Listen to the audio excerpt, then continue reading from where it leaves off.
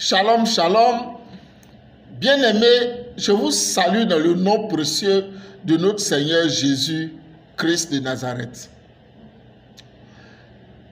Que l'onction qui différencie fasse que nous soyons différents des autres, afin que nous soyons des hommes et des femmes d'exception. Amen. Mais bien-aimés, qu'est-ce que nous devons comprendre par homme ou femme d'exception? La Bible nous dit ceci, quand nous lisons les passages du livre de Matthieu, le chapitre 16, les versets 1 et verset 4, que les pharisiens et les sadducéens abordaient Jésus et pour l'éprouver, lui demandaient de leur faire voir un signe venant du ciel. Une génération méchante et adultère demande un miracle, leur dit Jésus. Il ne lui sera donné d'autre miracle que celui de Jonas. Puis il les quitta et s'en alla.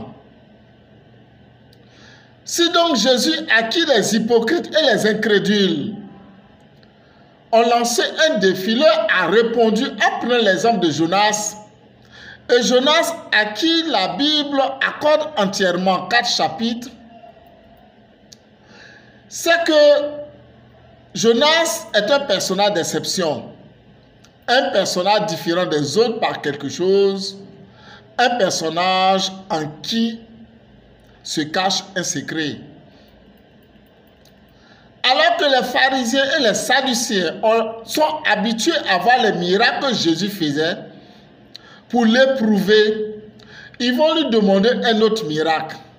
Et cela est d'autant plus surprenant que juste avant, dans le chapitre 15 du même livre de Matthieu, du verset 29 jusqu'à la fin du chapitre, pour nourrir une foule de 4000 hommes, sans compter les femmes et les enfants, Jésus venait de multiplier 7 pains et 2 poissons.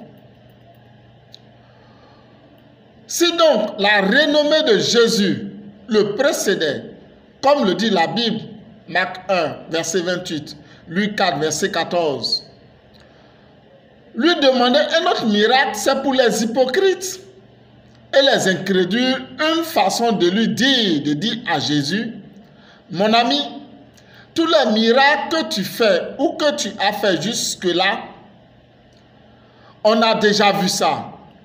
Et nous sommes habitués à ça. On veut voir autre chose. Donne-nous un autre son. Il lance donc un défi à Jésus. Bien-aimé, c'est comme ça que par ta vie, par ce que tu fais, les gens qui sont autour de toi, sache-le, vont chercher à savoir par les actes que tu vas poser, par les engagements que tu vas prendre, si tu es vraiment chrétien ou pas.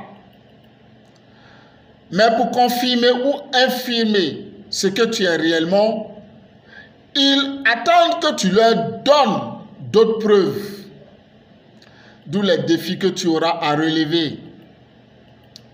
Alors je dis à quelqu'un qui m'écoute à cet instant même, ne t'inquiète de rien. Je dis ne t'inquiète de rien.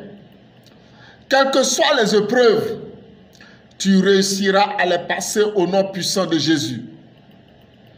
Quels que soient les obstacles, tu réussiras à les ôter au nom puissant de Jésus. Quels que soient les défis, tu réussiras à les relever au nom puissant de Jésus. Quels que soient les complots, tu réussiras à les déjouer au nom puissant de Jésus. Quels que soient les blocages, tu réussiras à les défaire au nom puissant de Jésus-Christ de Nazareth. Bien-aimé, si Jésus prend l'exemple de Jonas, c'est que l'histoire de Jonas devrait tous nous interpeller. La Bible, dans les écrits du livre de Jonas, le chapitre 1, les versets 1 à 3, raconte que Dieu dit à Jonas, fils d'Amittai, de se lever et d'aller à Ninive, la grande ville, pour lui annoncer que le malheur va s'abattre sur elle à cause du cœur méchant de ses habitants. Mais Jonas avait peur, car il se disait que Ninive, cette grande ville, est mauvaise et que personne ne l'écoutera et qu'il préfère les laisser à leur sort de méchants et qu'il n'était pas prêt pour cette mission suicidaire. Jonas décide alors de s'enfuir très loin, là où Dieu ne le retrouvera pas. Il s'embarque alors sur un bateau pour Tarsis, un pays lointain, loin de la face de Dieu, selon lui. Mais les choses vont se dérouler autrement que ce que Jonas avait envisagé. À l'analyse de ce qui précède, nous pouvons dire que Jonas fuyait la face de Dieu parce qu'il est un démissionnaire. Mais quand nous lisons attentivement la prière que Jonas a adressée à Dieu le 3e jour de son séjour dans le ventre de la baleine, on constate que Jonas s'est consacré entièrement à l'Éternel. Donc, il est incapable de fuir ou de démissionner pour l'œuvre de Dieu. Refuser donc d'aller à Ninive, où Dieu lui a demandé de partir, est comme un défi que Jonas a lancé à Dieu. Et cela a fait de Jonas un personnage d'exception, un personnage de défi. Dieu décide alors de relever ce défi en se chargeant personnellement du cas de Jonas. Bien-aimé, Jonas certainement ne refusait pas de faire ce que Dieu voulait qu'il fasse, mais avait d'autres priorités. Or, pour son œuvre, Dieu considère nos priorités comme des défis que nous lui lançons. Donc, priorité contre priorité. Dieu se dit, et c'est certain ceci, que nous interprétons l'histoire de Jonas. Ah bon, on va voir qui va gagner entre toi et moi. Mon frère, ma soeur, quand Dieu nous dit cela, c'est que lui aussi vient de relever le défi.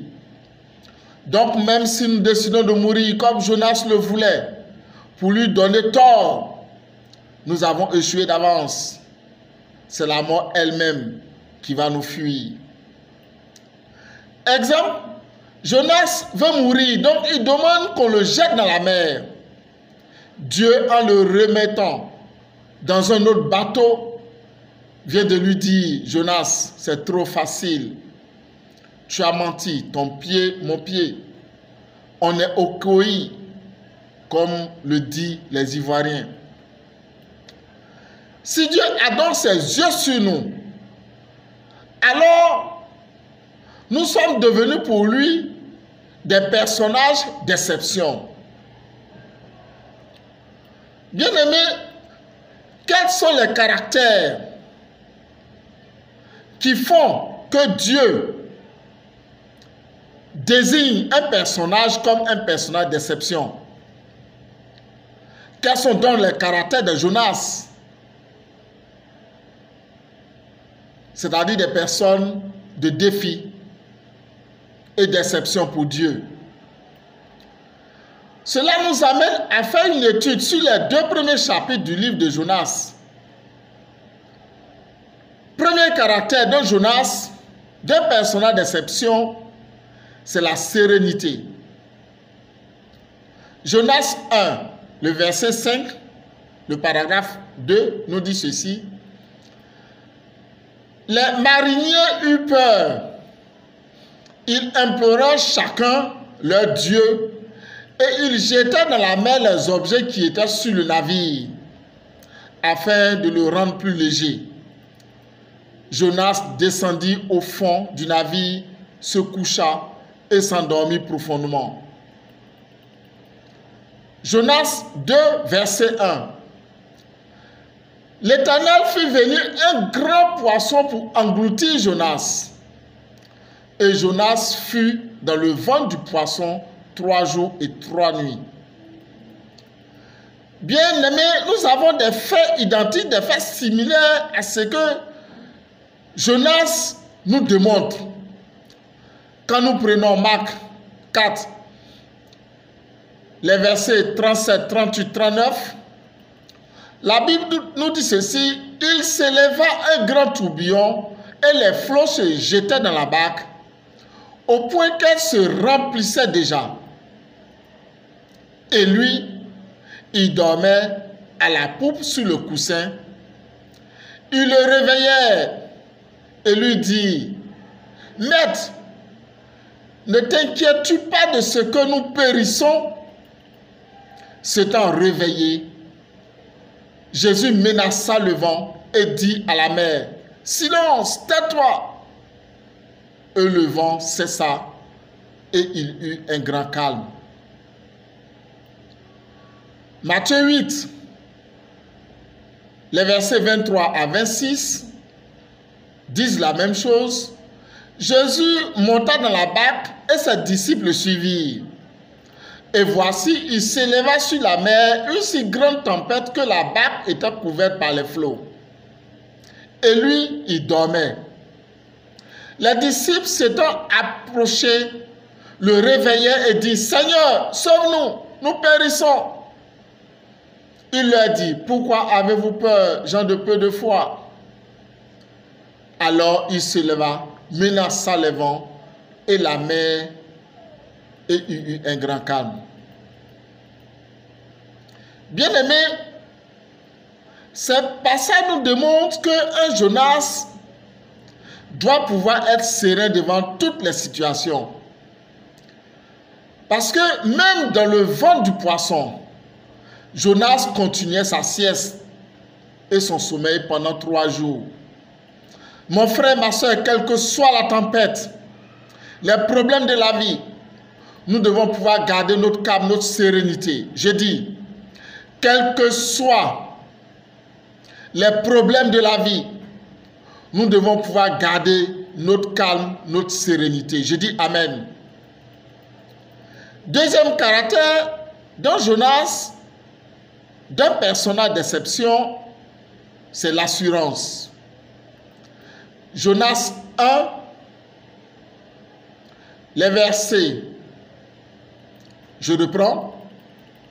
Deuxième faculté, deuxième qualité d'un personnage d'exception, nous avons l'assurance. Quand nous prenons Jonas 1, les versets 1, 11, 12, la Bible nous dit ceci: il réduit les mariniers, donc les passagers du bateau, lui dit: que te ferons-nous pour que la mer se calme envers nous? Car la mer était de plus en plus orageuse. Il leur répondit, Jonas leur répondit: prenez-moi et jetez-moi dans la mer, et la mer se calmera envers vous. Car je sais que c'est moi qui attire sur vous cette grande tempête. Bien-aimés, l'assurance est cette faculté que nous avons et qui nous met en confiance et qui nous permet de prendre des risques en mettant Dieu à l'épreuve, en mettant Dieu au défi. Devant n'importe quelle situation, difficile qu'elle soit, c'est sur Dieu que nous devons compter. C'est sur Dieu que nous devons parier et non sur des fétiches, des gris-gris ou des marabouts. Comme la Bible nous le révèle dans le livre de Jonas, où les mariniers, les passagers, chacun a commencé à invoquer son Dieu, à invoquer son fétiche, à invoquer son gris-gris. Mon frère, ma soeur, si nous mettons Dieu au défi, sachant que nous ne mourrons pas dans le problème que nous vivons. Parlons au problème et faisons notre pari sur Dieu, car Dieu n'échoue jamais. Je dis Amen. Troisième caractère de Jonas, l'esprit de révélation aiguisé. Jonas 2, le verset 1 et 2 nous dit ceci. L'Éternel fit venir un grand poisson pour engloutir Jonas. Et Jonas fut dans le ventre du poisson 3 jours et 3 nuits. Jonas dans le ventre du poisson pria l'Éternel, son Dieu. Bien-aimé, le miracle de Jonas est la préfiguration de la résurrection de Christ. La Bible ne dit pas que Jonas priait pendant les 3 jours. Il était dans le ventre du poisson, dans le jeûne humide, bien sûr humide, puisqu'il était dans un environnement humide dans le ventre du poisson. Mais pria sinon. Et cela le 3e jour. Jonas savait donc, parce qu'il avait un esprit de révélation aiguisé, que tout allait se jouer le 3e jour. Que le miracle se produira le 3e jour. Jonas connaissait donc d'avance la clé du miracle et savait ce qu'il devrait faire. Bien-aimés, lorsque nous avons des problèmes et que ces problèmes nous avalent, comme le poisson a avalé Jonas, est-ce que par notre jeûne, est-ce que par nos prières, nous avons la révélation que Dieu nous fera sortir de ces problèmes-là? Et à quel moment? Mais je t'annonce, mon frère, ma soeur, que quelle que soit ta manière de jeûner, quelle que soit ta manière de prier, si tu as un esprit de révélation aiguisé, Dieu va te faire des choses. Et Dieu va faire des choses dans ta vie qui vont te surprendre et te faire du bien. Je dis Amen. Sur cette parole, je déclare, tout ce que le poisson a avalé dans ta vie, pour celui qui m'écoute, je reprends, tout ce que le poisson a avalé dans notre vie, qui nous empêche d'être prospères dans nos activités,